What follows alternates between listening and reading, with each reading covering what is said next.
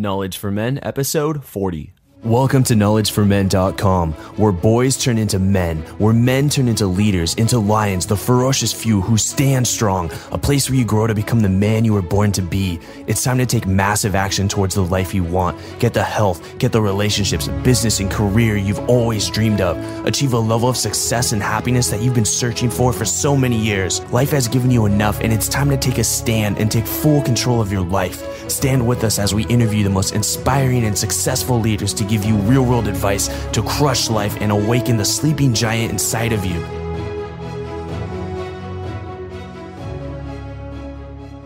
Today's podcast is brought to you by Audible.com. Get a free audiobook download today at kfmbook.com. There's over 100,000 titles to choose from for your smartphone, tablet, or computer. It's a perfect way to listen to your favorite books in the car, in the gym, or at home. Check out kfmbook.com to start learning in your downtime. All right, I'm here with William Shaker. He's a 13-year online business veteran. He's a life coach, he's a business coach, and he's a blogger at williamshaker.com. And he's the host of the Endless Possibilities podcast. All right, let's do this. William, welcome to the Knowledge for Men show. Hey, thanks a lot, Andrew. It's a pleasure.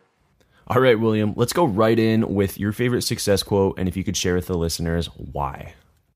Well, I love Tony Robbins. He's a huge inspirational leader in my life, and I'm sure millions of other people. So one of the quotes that I love from him specifically is, when it looks impossible and you're ready to quit, victory is near. And the reason why I love this quote is because we're all faced with challenges in life. And there are times when we get into situations where we feel like it's almost impossible for us to overcome that obstacle. And just looking at this quote, and I usually put it like right above me every single day when I work, I usually see it. But, it's like a reminder to keep going. It's a reminder to never give up. It's a reminder to always live my passion in life for everything that I do and for everything that I stand for. Yeah, overcoming obstacles. 3 feet from gold, baby. Just keep going, and you'll see victory at the end of the tunnel. All right, William, let's go in with your story. Share with the listeners how you got started with what you do. Well, I got started in 2001, and prior to that, I was working for a company teaching networking and all that other stuff. And I really enjoyed what I did. I really, really enjoyed it because I had a company to work for. It was like a great organization, and I had a lot of great friends to depend on over there. So when I got laid off in 2001 from that job, just like everybody else, I was kind of like in a crossroad. Here I am, a young guy. I was living with my mother at the time, and as a guy who his dad passed away when he was 18 years old. So at that time, I always had in mind that, I have to take care of my mother. I have to provide for the family. And here I am losing my job, and I hate working for a living. I hate working for somebody who I'm going to end up making rich eventually. So that was always one of my pet peeves, and I hated it. And in 2001, when I got laid off, I got a book called Rich Dad, Poor Dad. And I read that book, and these days, it's kind of like an old fable. People either believe it, they put it down, or not. But, for me, it provided me some really, really great lessons in life. And it basically, the one thing I really, really got from it was that I don't have to continue to work for the rest of my life. I can use other people's time. I can use other people's resources, other people's money, and I can do all of this and be successful at the same time. And so I was on a mission to create this new life for myself and to provide for my family and provide for myself and create a different life based on lifestyle for myself. And Andrew, as you may know, back in the days in 2001, there weren't really these type of podcasts. And if there weren't as many books out there on personal development and growth. And Robert Kiyosaki, when he first came out of the woodworks, he started creating these books, and then everybody else started jumping in and started creating a lot of other stuff. So for me, when I got started, there wasn't really much out there. Internet was in its infancy stages. So I really had to learn everything on my own. And these days, when kids are growing up and they're in their 20s or 30s or 40s, it's a lot easier to start these days because we live in an abundant world. Not that we didn't live in an abundant world, but we live in a world where there's so much information out there where we can utilize everything that we have and create something really huge, or become a different person if we wanted to, or travel somewhere, or do something, or be somebody else. To make a long story short, once I lost my job, I decided to never work again, as I mentioned, and I was on a mission to start my own business. So I did that, and I had a very long 10-year run on my business. And sometime around 2010 or 11, I forgot when it was. I don't even want to remember it. The business kind of went down the drain for me. And so what was that business? The business was a sunglass website I started back in 2001. I was doing very, very well with it. And my goal at that time was that I want this business to do really well for me. So this way I don't ever have to work again. And it did very well for me. So in the first 6 months of having that sunglass website, I was making more money in 6 months than I was making an entire year on my previous job. So I was like, hey, you know what? I don't have to do this anymore. Screw that. I'm going to continue this, and I'm never going to look back. And that was the case. So one website turned into two, turned into three, and then so forth and so on. So I've had businesses for more than a decade now, and this is where I'm currently at right now. And it all started with Rich Dad Poor Dad, Robert Kiyosaki, a classic investment business entrepreneur book, and just really teaching you how to use time and money to work for you and not against you. Right. And it's an old cliche book these days. You're going to get mixed reactions these days, but about the book, because there's so many updated books, there's so much updated information out there to provide people, especially young people, with guidance these days. But for me at that time, that was a book that gave me the information that I don't have to use my own time. I don't have to use my own energy. I don't have to use my own resources, aka money, to become successful in life. It provided me that information, and it provided another paradigm shift where I didn't have to continue to do work for anybody else. I could start my own business. So it empowered me in that way. So if anybody reads the book, those are the two things I got out of it, and hopefully that's what you get out of it as well. So William, you've been running your own business for about 10 years now, over 10 years. And what are some of the benefits that you see from having your own business, because you were working a corporate job? And, what really excites you about having your own business? I think the thing about having my own business is not necessarily the money that it provides, because we can get money from everywhere. And these days, quite frankly, it's quite easy to make money because there's so much abundance out there. But for me, the most exciting thing about having my own business is time. Time is something that everyone wants. I get to do whatever I want. I get to do whenever I want it. And for me, that's probably the most lucrative part of owning my own business, time. Freedom. Yeah, freedom, time. As a man, what more do we want out of life? We want our freedom, right? So I got what I wanted with having my own business. And I'm assuming that a lot of the guys that are listening right now, that's exactly what they want as well. And whenever I hear the term freedom, what comes to mind is Mel Gibson and Braveheart, with a horse and blue paint on the face. Yeah, exactly. But really, at a fundamental level, that's what we're looking for. We're looking for that freedom, just to be able to go out and do the things that we want to do and spend time with the people that we love and have that freedom to just live. Exactly. I don't want to be constrained to anyone. I don't want to be tied down to anything. I'm not necessarily saying that I don't want to have any responsibilities in life to a woman in my life or a family in my life or friends in my life. All I want to do is be able to pick and choose when I want to be responsible in my own terms. That's freedom for me. Yes. Well, on your path to freedom, 10 years plus, you've been having your own business. And it's not just this easy thing where you just, okay, I want freedom. I'm going to go out and just go get some freedom. You had to pay your dues, and you had to experience some major failure, or you had to undergo some extreme hardship or challenge. So if you could share with the audience what that was so that they can get an idea of what you went through to get to that point of freedom. If I had $1 million for every failure that I've ever had, I'd probably be a billionaire by now, over many times. Well, Andrew, I don't really have a bucket list of challenges and failures. I haven't really written them down. I don't want to remember them, actually. Sometimes it's good, but I guess you can say if I had to remember one thing, and this goes to everyone out there, I don't want to be comfortable in life, because that's a very, very bad place to be. And one of the failures I've had in my life was being in a very, very comfortable place. And that's in a place where if you get there, you start relaxing, you put your feet up on top of the table, and you think that you've struck gold, and you might have struck gold. But at the same time, when you sit back and you think, okay, you know what, I don't have to try as hard as I did, because for the first 2 years I busted my balls and I did everything I could and I made it. I have the car, I have the girlfriend, I have the family, I have everything that I want. Now I can kind of relax. Well, that's probably the worst thing you could ever do, because as soon as you relax, there are millions of things in a business or in life that we're going to overlook because these things are just going to build up and we're going to overlook them. And that's exactly what happened to me. This is the reason why my business failed in sometime around 2010, because I was making tons of money and I started going on vacations. I stopped growing as an individual. My business stopped growing because I didn't put that much energy into it. And so I got comfortable, and every day I would wake up and I would hear ching, ching, ching come in through my email with orders coming through my websites. And this is something that I would highly advise against, getting comfortable. And that's one of my biggest failures in life. William, I've asked that same question to all the guests previously, and no one's ever said that before. That your biggest failure is actually getting complacent or getting, what you want, and then stopping, and then finally getting there, and then just saying like, I'm done. Like you said, like I've got everything, I'm done. I'm just going to take a step back and relax. Well, I respect that a lot that you said that, because I think so many people, when you're in a tough situation, you can't wait to get fresh air. You can't wait to come out of the water and rise up and just be comfortable again. But what you're suggesting is that if you're drowning, like come up, get some air, and then go back down.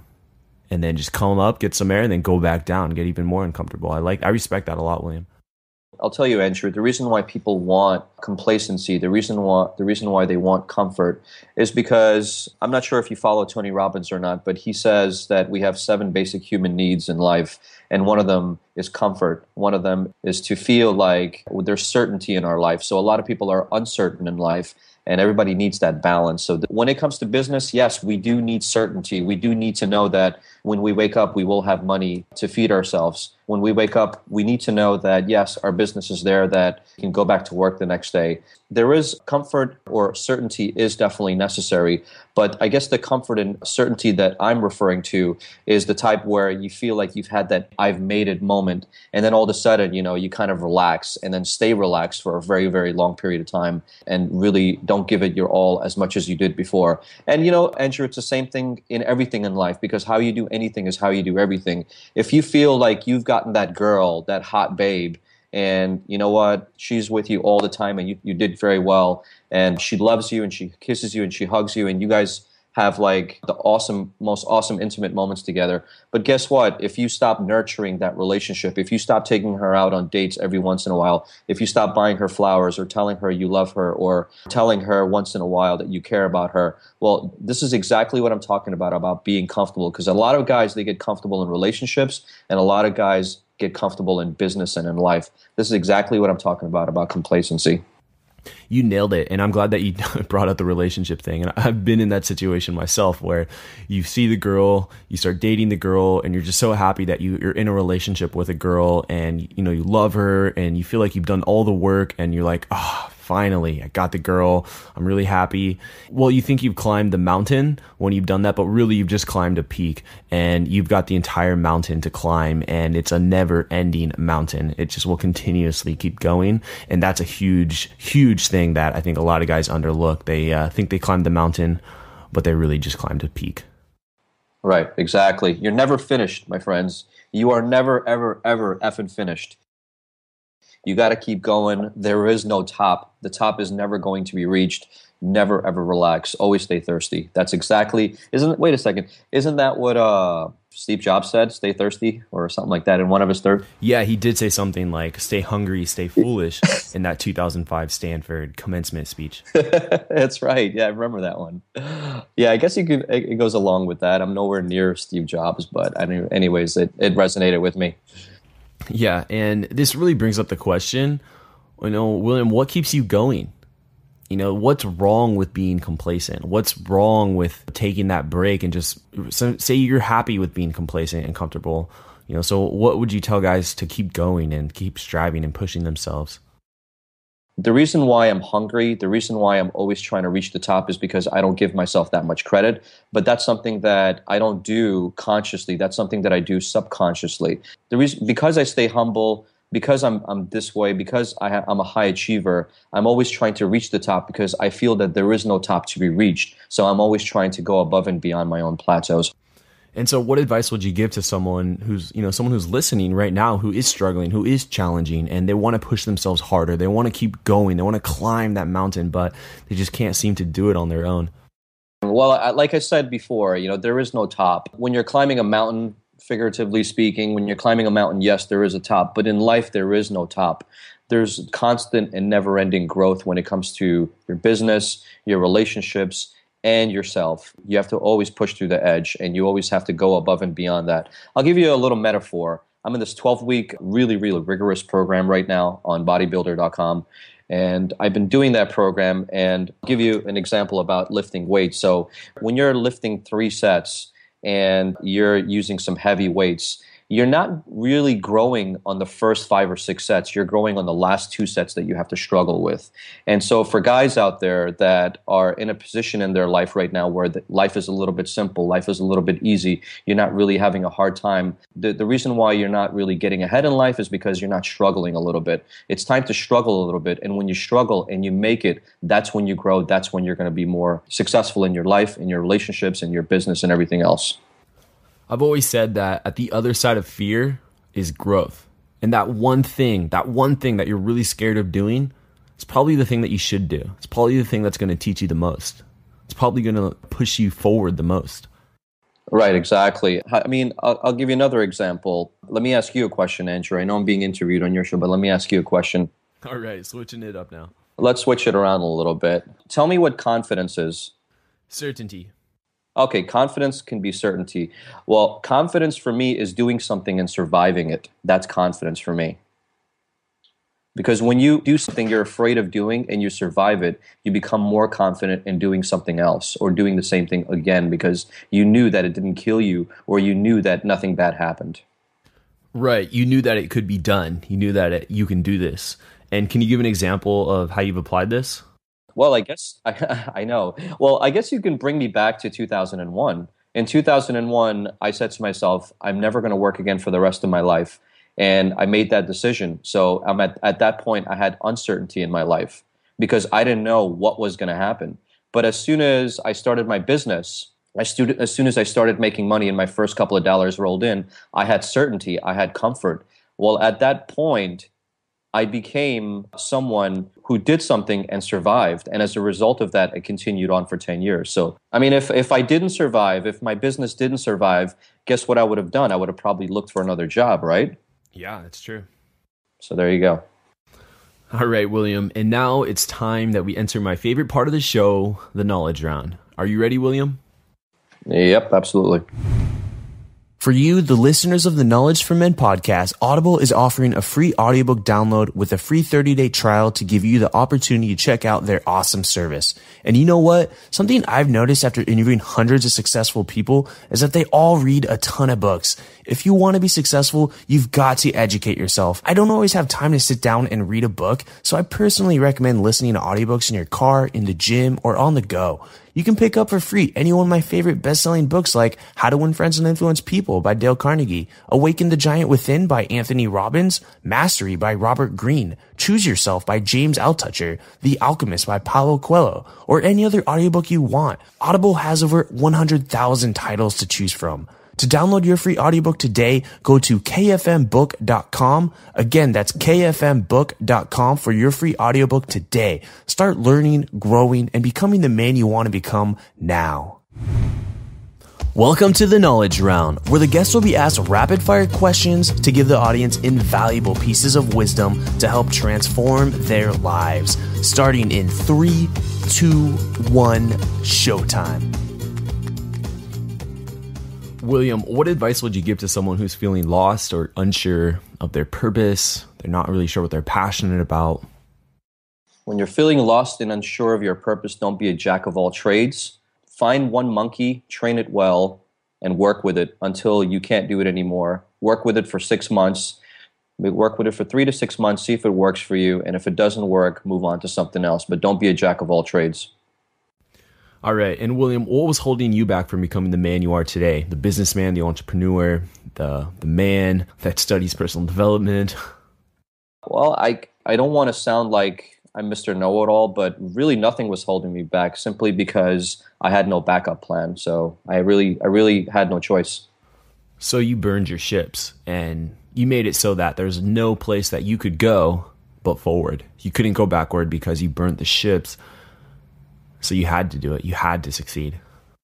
Absolutely. That's exactly the position I was in. I'll tell you something, man. Since I'm on a show for men, I have no problem talking about this. But these days, a lot of men are women and a lot of women are men. The roles have reversed. We need to go back into being masculine once again. We need to grow the two things in between our legs, and we need to start being masculine once again.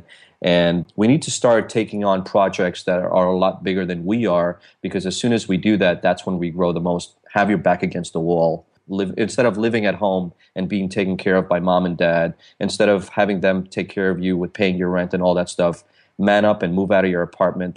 A lot of people are just living at home, and it sucks for everybody because as a society, when men have their backs against the walls, that's when things start happening. Right. That's when they start taking action. Yeah, that's when they start taking action, right? All right. And William, can you name a person who's had an impact on your life, maybe a mentor? What did he or she say to you? Well, it would be unfair for me to talk about just one person in my life, but throughout my entire journey as an entrepreneur and just trying to become better than who I was yesterday, I've had a lot of mentors. So my mentors are really not physical people, but my mentors come from podcasts such as yours. They come from the books I read and from the people that I meet. Those are the places where I get them. But to be specific, Napoleon Hill is one of them. Anthony Robbins is another one of them. Jeff Olson from the book The Slight Edge is another one of them. And if you want to get into specific people, Keith Cunningham is probably another person that has been one of my mentors, which I've learned a whole lot from. So just to be specific. So what would be some examples from Napoleon Hill, Keith Cunningham, and Anthony Robbins? Keith Cunningham is a business guy. I'll give you a little backstory about Keith Cunningham. I'll keep it very short and simple. Keith Cunningham is the co-writer of Rich Dad, Poor Dad. And Keith Cunningham is actually Rich Dad for those people that are familiar with the book. Robert Kiyosaki and Keith Cunningham were business partners many, many, many decades ago.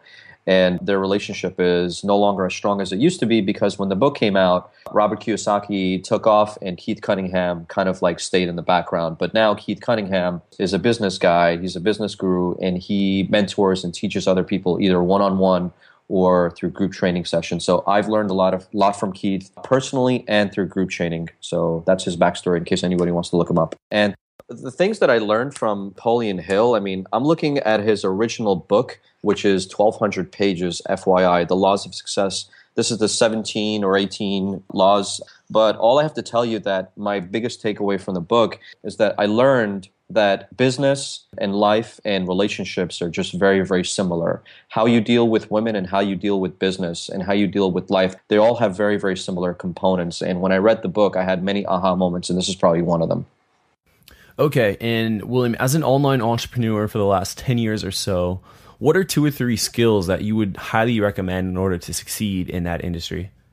As an online entrepreneur, what are the 3 skills? Okay, the first skill is to be adaptable to your situation.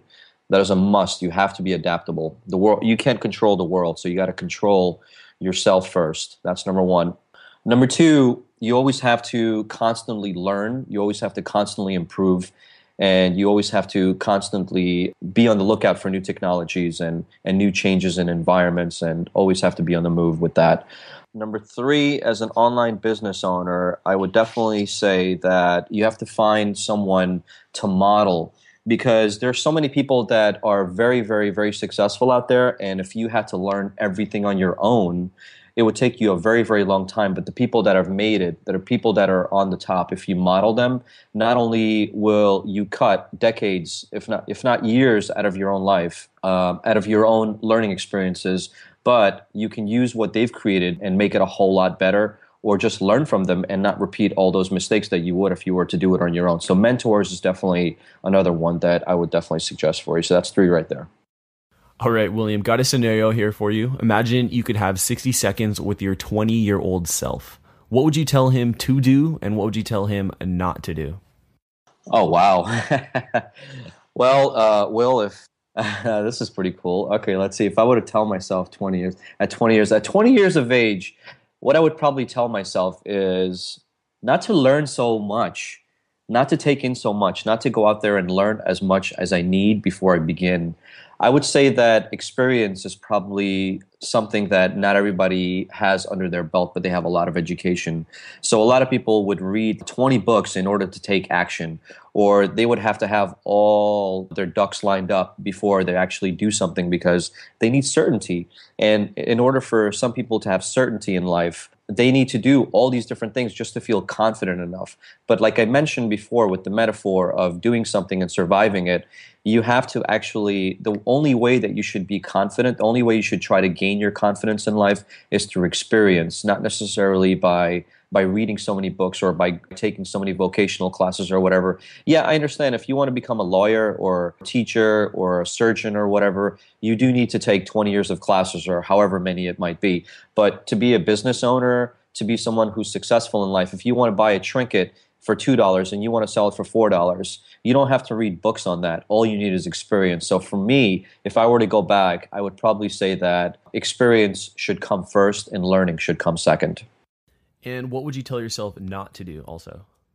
What I would tell myself not to do, I would probably tell myself, not to sweat the small stuff in life because at the end of the day, it really doesn't matter and it's not worth it. Not to sweat the small stuff. Just, normal everyday life. We always get our SHIT kicked out of us sometimes, and sometimes it's our fault and sometimes it's not. But just move on very quickly, change your state, change your attitude, and just move on. Don't think about it too much. It's not worth it because as humans, we have this capacity to spin that record over and over and over and keep thinking about that same problem all the time. And if we can learn to manage our state and if we can learn to manage our thought process and stay mostly in the moment, then that's probably the best thing you could ever do because when your mind is free and clear, that's when you're ready. That's when you're able to be as successful as possible because you're able to think about the things that matter the most instead of dwelling on the past and dwelling on the things that haven't worked.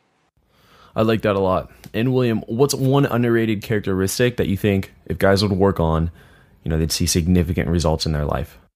Well, I'll gear this one specifically to men. This characteristic of a man is something that every man should have. And before I begin this, I want to make sure that you, Andrew, and as well as your audience understands where I'm coming from because this could be misconstrued. But as a man, you should put yourself first. And I'm not talking about being selfish. But as a man, you should put yourself first. You should put yourself before your family. You should put yourself before your girlfriend. You should put yourself before your friends. I'll give you an example. When you're flying in an airplane, what does the stewardess say? What do the videos say? They say when the mask comes down, put it on yourself first, then put it on your child. Am I right? Yeah, you're right. So if you can't take care of yourself as a man, if you can't have your business, if you can't have your job, if you can't be successful, how will you be able to help those around you? So as a man, don't be selfish. Don't think that I'm talking about selfishness because this is far from selfish. As a matter of fact, this is quite the opposite. But as a man, make sure that you help the most important person first, which is you. And then when you can help yourself the most, everybody else around you will be helped as well. Everyone else around you will prosper because you've gotten to that point where you've prospered the most. Well said. And you nailed it. That's definitely an underrated skill that most guys could work on. Awesome. All right, another scenario here for you. If you could write a newborn child one piece of advice on a letter that he or she wouldn't open up until he or she graduated from college, what would you write? I guess I would have to go back to that Tony Robbins quote, when it looks impossible and you're ready to quit, victory is near, by Tony Robbins. So it would definitely have to be that because in life, we're always ready to quit. We have something inside of our head, which is called a brain. And a lot of times this brain is telling us, it's trying to protect us. And every single time it tries to protect us, we can always look at this quote and it says, when you're ready to quit and when it looks impossible, victory is near. And hopefully we switch the gears around and go the opposite direction. And William, let's breaking it down here, coming to an end. What's your philosophy on life and success? My philosophy in life is to never stop improving and always stay thirsty. Always improve your life. No matter how great you think your life is, there's always something to improve.